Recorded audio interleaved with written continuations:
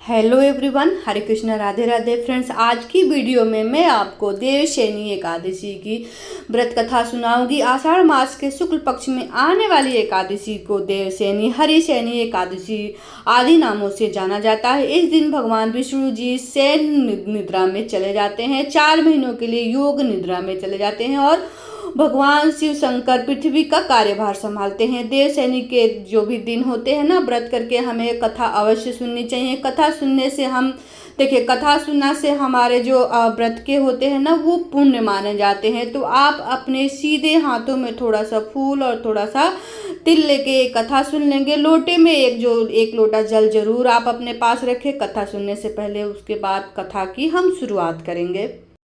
देवशयनी एकादशी की कथा के अनुसार एक बार राजा बलि के तीनों लोकों पर अपना अधिकार जमा लिया।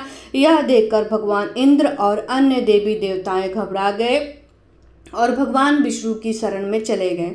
सभी देवी देवताओं को परेशान देखकर भगवान विष्णु ने वामन अवतार धारण कर लिया और राजा बलि से भिक्षा मांगने जा पहुंचे। राजा बलि ने वामन देवता से कहा, आप जो मांगना चाहते हैं मांग लीजिए। इस पर वामन देवता ने, जो हमारे विष्णु जी के अवतार लिए थे, वामन देवता ने भिक्षा में 3 पग भूमि मांग ली राजा से पहले, और दूसरे पग में वामन देवता ने धरती और आकाश को पूरा नाप लिया, पूरा संसार नाप लिया। जब तीसरे पग के लिए कोई जगह नहीं बची तो राजा बलि से वामन देवता ने पूछा कि तीसरा पग में कहाँ रखूं। तब वामन राजा ने बलि से अपना सर आगे कर दिया। वामन अवतार में भगवान विष्णु राजा बलि को देखकर बहुत प्रसन्न हुए और उनसे वरदान मांगने के लिए कहा। राजा बलि ने उनसे वरदान मांगा कि आप पाताल लोक में जाकर बस जाएं। राजा बलि की बात मानकर उनको पाताल में, वामन देवता को पाताल लोक में जाना पड़ा। ऐसा करने से सभी देवी देवताओं और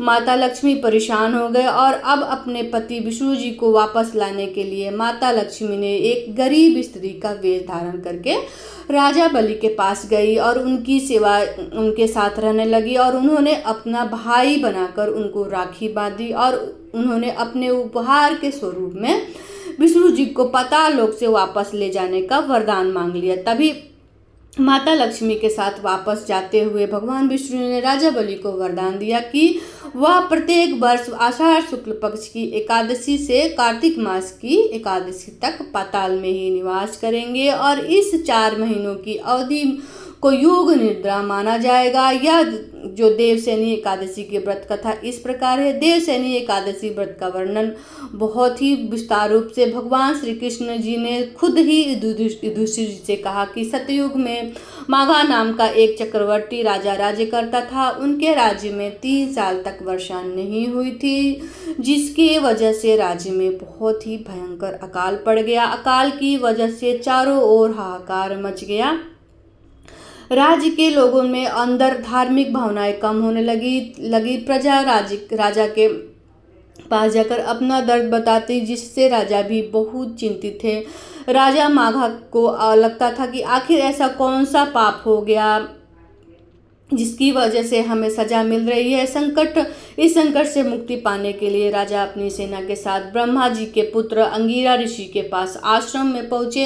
अंगिरा ऋषि ने उनके पास आकर कारण पूछा। तब राजा ने हाथ जोड़कर कहा, ऋषिवर, मैंने पूरी निष्ठा से धर्म का पालन किया है, फिर भी मेरे राज्य को ऐसी हालत क्यों है? कृपा करके मुझे इसका समाधान बताइए। अंगिरा ऋषि ने यह कहा कि यह सतयुग है, यहाँ छोटे से पाप को भी बहुत बहुत बड़ा दंड मिलता है। अंगिरा ऋषि ने राजा को आषाढ़ मास के शुक्ल पक्ष में आने वाली एकादशी को व्रत करने के लिए कहा। अंगिरा ऋषि ने कहा कि इस व्रत का फल तुम्हें जरूर मिलेगा। महर्षि अंगिरा के निर्देश का पालन करते हुए राजा अपनी राजधानी वापस आ गए और उन्होंने चारों वर्णों सहित देवशयनी एकादशी का व्रत पूरा किया। बहुत ही विधिवत व्रत पूरा करके जिसके फल स्वरूप उनके राज्य में मूसलाधार बारिश हुई, जिसके कारण फिर से राजा के राज्य में खुशहाली छा गई। यह देखकर देवशयनी एकादशी व्रत का यही महात्म बताया गया है। आशा करती हूँ कि आपको मेरी ये कहानी और मेरी कथा आपको पसंद आई होगी। इसी तरह से एकादशी पे पूजा विधि आप सभी को मेरे यूट्यूब पे मिल जाएगी। लड्डू गोपाल से संबंधित, सेवा के संबंधित सभी प्रकार की वीडियो मिल जाएगी। 30 त्योहारों की भी आपको मेरे चैनल पे वीडियो मिल जाएगी। और देखिए, आशा करती हूँ कि मेरी दी हुई जानकारी और मेरी कथा सुनाई आपको बहुत पसंद आई होगी। तो वीडियो को लाइक कीजिएगा, चैनल पर नए हैं तो चैनल को ज़रूर सब्सक्राइब करिएगा और कमेंट बॉक्स में ज़रूर बताइएगा कि आपको मेरी ये कथा कैसी लगी। तो मिलती हूँ आपको किसी दूसरी वीडियो में, तब तक जय श्री कृष्णा, राधे राधे। वीडियो देखने के लिए आप सभी का बहुत बहुत धन्यवाद। राधे राधे।